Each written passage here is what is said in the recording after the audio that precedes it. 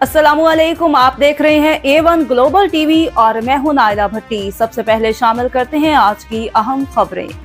Record याफ्ता के हाथों चादर चारदीवारी का तकद्दुस पामाल। मुल्ज़िमान का घर में घुसकर फायरिंग करते हुए खवातीन पर तशद्दुद, कपड़े फाड़ दिए।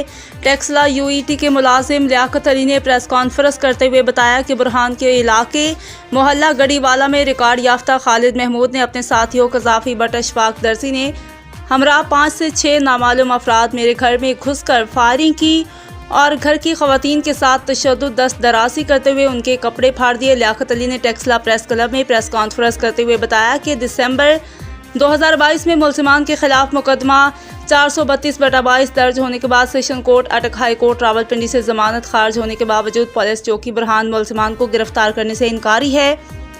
प्रेस कॉन्फ्रेंस के दौरान लियाकत अली ने मजीद बताया कि मुल्ज़िम खालिद महमूद शरीफ और मालदार खवातीन से शादी करके उनकी दौलत हथिया लेता है और कब्जा ग्रुप का सरगना है।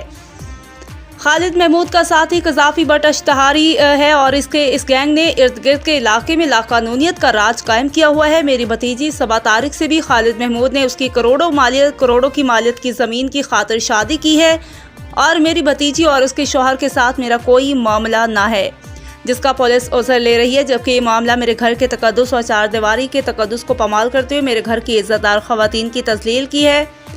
मेरी IG पंजाब वज़ीर आला पंजाब से अपील है कि मेरी दादरसी की जाए और मुल्ज़िमान को फिलफौर गिरफ्तार करके पाबंद सलासिल किया जाए ताकि इंसाफ के तकाज़े पूरे किए जा सकें।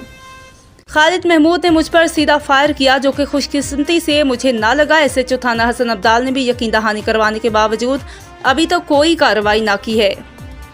खुदारा मेरे साथ इंसाफ किया जाए और कानूनी तकाजे पूरे करते हुए मुल्ज़िमान को फिलफौर गिरफ्तार किया जाए। अब तक के लिए इतना ही। मज़ीद खबरों और अपडेट से बाखबर रहने के लिए देखते रहें A1 ग्लोबल टीवी।